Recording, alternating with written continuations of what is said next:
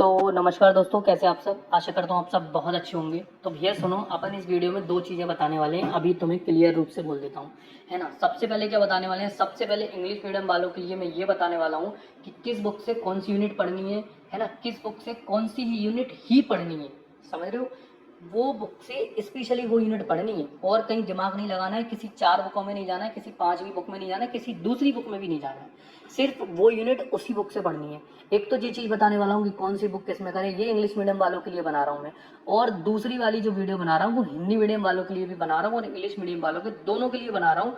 और उस वीडियो में मैं ये बताने वाला हूँ तुमको कि भैया जो तुम्हें समस्याएं आ रही हैं, तुम ये मैसेज कर रहे हो टेलीग्राम पर कि सर कन्फ्यूजन हो रहा है, जनजातियों वाला टॉपिक समझ में नहीं आ रहा है MPGK का, है ना, और भी कई सारे टॉपिक समझ में नहीं आ रहे हैं, बहुत कन्फ्यूजन है। नेशनल पार्कों में बहुत कन्फ्यूजन हो रहा है ना। लूसेंट से पढ़ें कि घटना चक्र से पढ़ें, है ना। 7, 8, 9, 10 यूनिट के लिए क्या क्या पढ़ें सर, ये समस्या आ रही है। स्पीडी पढ़ें कि परीक्षा वो स्पीडी पढ़ें, या फिर ये बात ये प्रतियोगिता दर्पण ये आती है, या एग्जाम पीडी आती है वो पढ़ें। तो मेरी बात सुनो, सब बताने वाला हूँ इस वीडियो में, बस एंड तक सुने रहना और बत्ते रहना। और सुनो मेरी बात, आगे निकालने की वीडियो जरूरत नहीं है, क्योंकि दिक्कत ये है, पता नहीं है तुम्हारे काम की बात कब निकल जाए। तो मुश्किल से 10-12 मिनट का वीडियो बनेगा, सुन लो।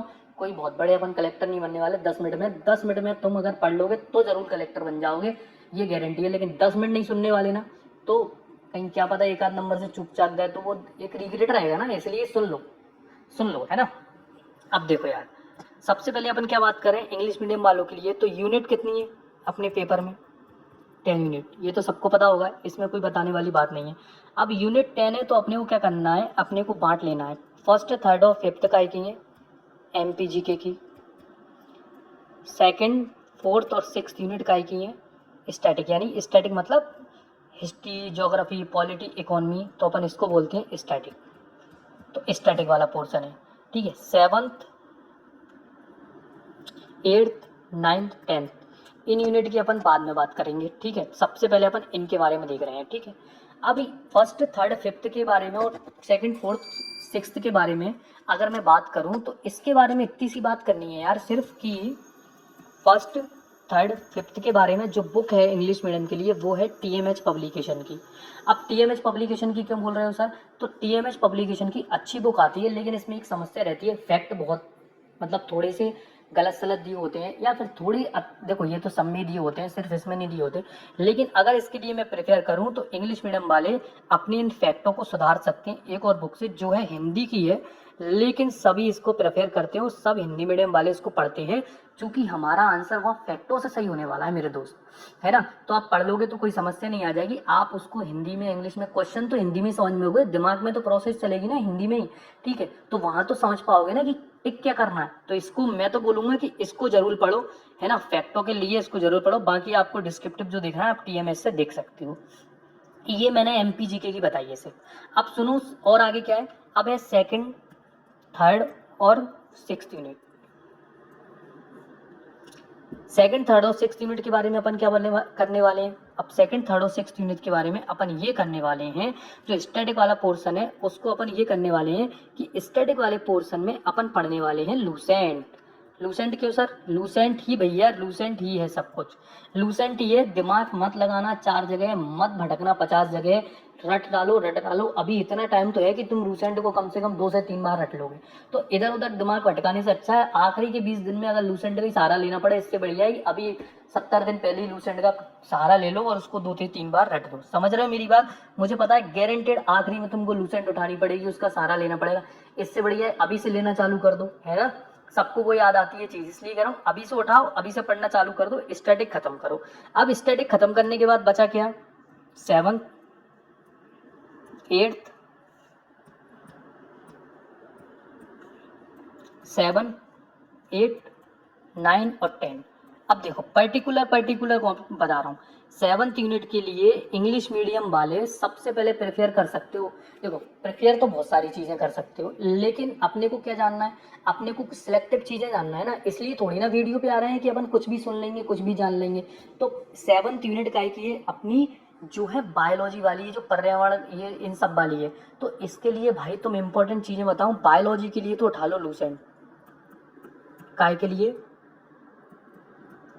बायोलॉजी से बहुत क्वेश्चंस आते हैं, स्केलेटन सिस्टम से आ जाते हैं, पोषण वाले चैप्टर से आ जाते हैं, समझ रहे हो, फ्रूट्स फूड वाले चैप्टर से आ जाते हैं, है ना, बहुत सारी चीज़ें आ जाती हैं बायोलॉजी से।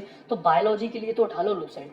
बाकी जो अटरम सटरम है, बाकी जो इतनी सारी चीज़ें दी हैं, वो तुम किसी भी से पढ़ सकते हो, कहीं से ही पढ़ सकते हो, निर्माण वाली से पढ़ सकते हो, है ना, परीक्षा धाम से पढ़ सकते हो, कहीं से कुछ भी पढ़ सकते हो, कोई दिक्कत नहीं है, दोनों चीज़ें पढ़ सकते हो, कि वहाँ से ज़्यादा तुम्हारे कुछ नहीं बनता है। मेन जो क्वेश्चन आते हैं वो बायो से आते हैं, समझ गए।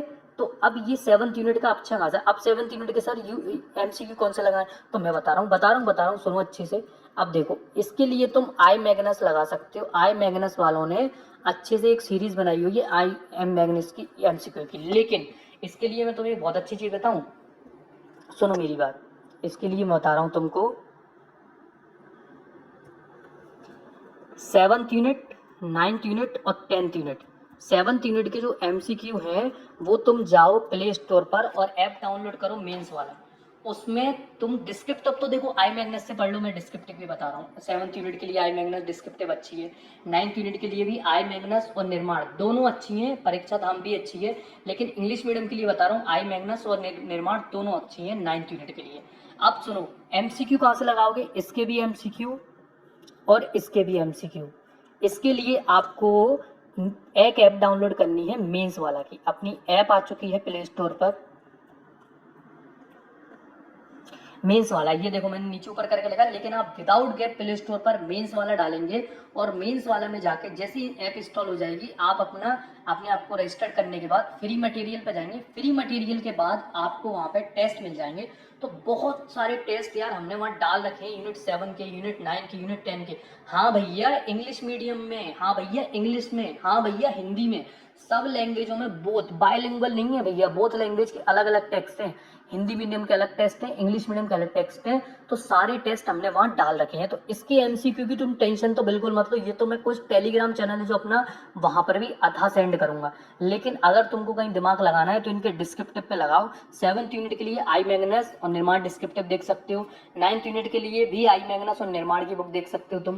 10th यूनिट के लिए तुम शुभम गुप्ता सर के नोट्स उठा लो या फिर प्रयास उठा लो। 10th यूनिट 10th की बात कर रहा हूँ मैं। यूनिट 10th के लिए प्रयास के नोट्स भी अच्छे हैं और तुम्हारे निर्माण तो है ही है, फिर कोई दिक्कत नहीं है, निर्माण भी अच्छी है। तो 10th यूनिट के लिए मैंने तुम्हें 2-3 चीजें बता दी है। लेकिन एक बात सुनो, अब बच रही है तुम्हारी 8th यूनिट। सर इसका क्या करना है, शुद्ध रूप से सुन लो, कुछ नहीं पढ़ना है, सिर्फ और सिर्फ स्पीडी उठाओ,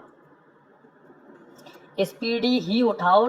करंट अफेयर्स के लिए कुछ मत उठाओ, फालतू 50 जगह दिमाग लगाने की जरूरत नहीं है, इधर उधर जाने की जरूरत नहीं है। आखिरी में स्पीडी सारा है।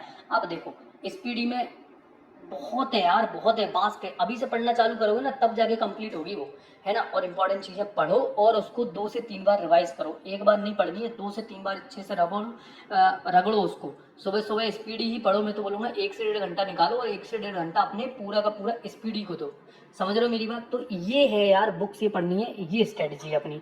अब देखो मैंने जो दूसरे टॉपिक की बात की थी, जो पूरा का पूरा था अपना, कि भाई क्या पढ़ें, ज़्यादा फोकस किस टॉपिकों पे करें, कंफ्यूजिंग टॉपिक हैं उनको कैसे डील करें। तो इसके लिए सुनो, देखो यार MPGK में ना सबसे ज़्यादा फोकस करना है अपने को कल्चर वाले पार्ट पे,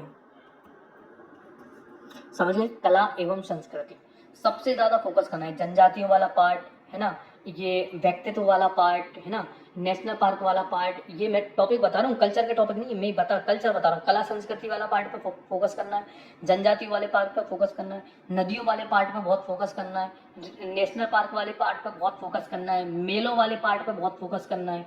ठीक है, मैं ये कुछ स्पेशल टॉपिक बता रहा हूँ जिनसे क्वेश्चंस बनने ही हैं, डेफिनेटली बनने हैं, कहीं नहीं जाने वाले इनसे क्वेश्चन। तो इन टॉपिक्स पे बहुत ज़्यादा फोकस करो। अब कर रहे हैं, दिक्कतें आ रही है सर, डील कैसे करें, कंफ्यूजन बहुत है। कोई दिक्कत नहीं है भाई, मैं बोल रहा हूँ MP का मैप बनाओ, MP का मैप बनाओ और मैप बना के अपनी चीज़ें, मैप बना के भी अपनी चीज़ें तुम, अभी ये सही से नहीं बना है, सही से मैप बनता है अपने पास।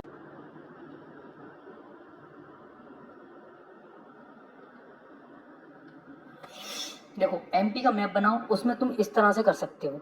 कैसे, ये तुमने निकाल दिया मध्य भारत एरिया, ठीक है, ये निकाल दिया तुमने निमाड़ वाला क्षेत्र, ये निकाल दिया तुमने बघेलखंड वाला क्षेत्र, ये निकाल दिया तुमने बुंदेलखंड वाला क्षेत्र, समझ रहे हो, है ना, और ये निकाल दिया तुमने नीचे वाला क्षेत्र। अब इसमें तुम बांट लो बुंदेलखंड के कौन कौन से डांस है, कौन कौन सी जनजातियां हैं, बघेलखंड के कौन से डांस है, कौन सी जनजातियां हैं, नीचे कोरकू पनिका ये सब कहाँ पाई जाती हैं, है ना, पाताल पानी में कौन सी जनजाति पाई जाती है, इधर निमाड़ वाले क्षेत्र के कौन से हैं, इधर मध्य भारत वाले क्षेत्र के कौन से हैं, इधर मालवा वाले एरिया के, मालवा वाले एरिया को टोटली अलग कर देना, ये लो भैया ये इतना मालवा। अब ये देखो ये जो जगह पती है ना इसमें एरो लगा के यहाँ मालवा लिख लो, यहाँ मध्य भारत के लिख लो, समझ रहे हो ना, गड़बड़ कुछ नहीं हो रही है, अच्छे से समझ रहे हो तो समझ रहे, यहाँ तुम ये देखो ये वाला जो एरिया ये वाला एरिया यहाँ बुंदेलखंड वाले एरिया के लिख लो, यहाँ तुम अपने बघेलखंड के, ऐसे मैप बनाओ अपने हाथों से लिखो, अपने हाथों से लिखो, कंफ्यूजन कहीं नहीं होगा, अपने हाथों से मैप बनाओ, अपने हाथों से मैप नहीं बनना 2 बार बनाओ 4 बार बनाओ बन जाएगा यार, मैप नहीं आएगा बाजार से बने बनाए खरीद लो कोई दिक्कत नहीं है, लेकिन अपने हाथ से लिखो, ऐसे ऐसे लाइन खींच के ऐसे ड्रॉ करके, ये बुंदेलखंड के डांसेस हैं, ये बुंदेलखंड के गीत हैं, ये बुंदेलखंड ये सहरिया जनजाति इधर ये मध्य भारत एरिया में पाई जाती है, कौन सी जनजाति कहाँ पाई जाती है, कौन सी जनजाति कौन से डांस है, फिर उसमें जनजातियां वो पाई जाती हैं उनकी अलग से फिर मैप बनाओ, अलग से मैप लो, उसमें उन जनजातियों की तुम विवाह पद्धतियां वगैरह लिखो, ये करो, कोई कंफ्यूजन नहीं होगा, बहुत अच्छे से समझ में आएगा, समझ रहे हो बात को। अब देखो दूसरी चीज समस्या क्या आ रही है, दूसरी चीज की समस्या आ रही है, सब लोग ये पूछ रहे हैं 2 4 6 यूनिट कैसे पढ़ें, सेकंड फोर्थ और सिक्स, तो सेकंड फोर्थ और सिक्स यूनिट तुमको मैंने पहले ही बता दिया है, अभी थोड़ी देर पहले ही बता के चुका हूं कि लूसेंट मैया उठाओ, लूसेंट के अलावा कुछ मत उठाओ, लूसेंट ही पढ़ो सेकंड फोर्थ और सिक्स यूनिट के लिए। अब ठीक है, अब देखो कहानी क्या आ रही थी कि 7th 8th 9th 10th unit पहले ही बता दिया यार, ये मतलब सबसे पहले बता दिया है कि 7 8 9 10 के लिए अभी थोड़ी देर पहले बता चुका हूँ, ये क्वेश्चंस हैं आपके, क्वेश्चंस पढ़ रहा हूँ मैं, है ना, ये पहले ही बता दिया है मैंने कि 7th यूनिट के लिए क्या देखना है, 8th यूनिट के लिए हिंदी मीडियम वालों को बता रहा हूँ 7th यूनिट के लिए परीक्षा दाम उठाओ कुछ मत उठाओ, बायो के लिए अगर लूसेंट से पढ़ना है तो वो पढ़ सकते हो, बाकी सिर्फ परीक्षा दाम उठाओ कुछ मत उठाओ। 8th यूनिट के लिए क्या उठाओ, 8th यूनिट के लिए सिर्फ और सिर्फ स्पीडी उठाओ, है ना। 9th यूनिट के लिए हिंदी मीडियम वालों के लिए बता रहा हूँ, 9th यूनिट के लिए क्या उठाओ, तो 9th यूनिट के लिए तुम निर्माण उठा सकते हो, और वैसे मैं बताऊं तो परीक्षा धाम वालों ने भी बहुत बढ़िया बुक निकाल रखी है निर्माण आईएएस के लिए, तुम वो उठा सकते हो। 10th यूनिट के लिए मैंने बता दिया, 10th यूनिट के लिए आप अपने आयोग उठाओ, आयोग अब तुम शुभम गुप्ता सर से भी पढ़ सकते हो, वो आयोग प्रयास वालों के आयोग है वो भी पढ़ सकते हो, बहुत सारे आयोग हैं, निर्माण के आयोग हैं वो भी पढ़ सकते हो, बहुत बढ़िया लिखे हैं। लेकिन सबसे इंपॉर्टेंट बात जो बोलूंगा मैं आयोग है वो बोलूंगा एमसीक्यू, ये बहुत ज्यादा लगाओ। अब वो एमसीक्यू सर कैसे लगाएं, तो एमसीक्यू मैंने बता दिया आपको 7th unit 9th unit 10th unit, इनके लिए मेंस वाला ऐप डाउनलोड करो, मेंस वाला ऐप डाउनलोड तुम जैसे ही करोगे उसमें तुमको एमसीक्यू मिलेंगे भरमार, भयंकर सारे एमसीक्यू हैं और अच्छे लेवल के बहुत शानदार एमसीक्यू उसमें डाल रखे हैं मैंने, तो बहुत अच्छे से उनको लगाओ, कहीं कोई दिक्कत नहीं आएगी। अब समस्या ये आ रही है सर कि भैया उसके लिए क्या करें, किसके लिए, एमपीजीके के करंट अफेयर के लिए, तो मेरे भाई क्यों टेंशन लेते हो, मैं तुम्हें एक बात बहुत अच्छी बताऊं, जब एग्जाम टाइम आएगा ना और आखिरी के जब 1 महीना बचा होगा ना, 1 महीने में इतनी सारी किताबें आ जाएंगी ना एमपीजीके की, 40-40 पन्नों की, 30-30 पन्नों की, आराम से रट लेना, कहीं दिमाग मत लगाओ। आखिरी के महीने अपन ये सोचो कि एमपीजीके पढ़ लेंगे, एमपीजीके कितना पढ़ना है यार, मैक्सिमम 35 से 40 पेज की पतली सी किताब आती है, निर्माण वाले निकाल देते हैं, बहुत बार निकाली है उनने, है ना, पिछली बार उन्होंने एक बार ग्रीन वाली किताब निकाली, बहुत 30-35 पेज की किताब थी, तो अपन उससे पढ़ लेंगे, उसमें दिमाग मत लगाओ। एमपीजीके के अभी से मत ऐसा कोशिश करो कि अभी से ऐसा पढ़ना है, उसका लोड मत लो, उसको अपन लास्ट में देख लेंगे, ठीक है, उसकी टेंशन मत लो। बाकी तुमको एक इंपॉर्टेंट चीज बता रहा हूँ, ये इंपॉर्टेंट फैक्ट ये है कि तैयारी करो यार, लग तो जाओ, तुम देखते चलो 20 दिन बाद 25 दिन बाद इतनी चीजें मिल जाएंगी ना, इतनी चीजें मिल जाएंगी, तुम खुद बोलोगे कि सर अब तो बहुत सारे ऑब्जेक्टिव हो गए, आप कहीं कोई दिक्कत नहीं है। लेकिन मैं एक बात हमेशा बोल रहा हूँ, 7th यूनिट की और 10th यूनिट की और 9th यूनिट की, इन तीनों के एमसीक्यू जरूर लगाना, कम से कम 500 एमसीक्यू लगाना, और उस एमसीक्यू तुम्हें मिलेंगे मेंस वाला एप्लीकेशन प्ले स्टोर पर डाउनलोड करो, वहां मैं सब तरह के एमसीक्यू डालूंगा, करंट अफेयर्स के 500-600 एमसीक्यू डालूंगा, 7 और 10 दोनों के 500 एमसीक्यू डालूंगा सेट बना के, समझ गए हो। तो जुड़े रहो, लगे रहो और फोड़ दो, तोड़ दो, मचा दो धूम। थैंक यू दोस्तों, जय हिंद।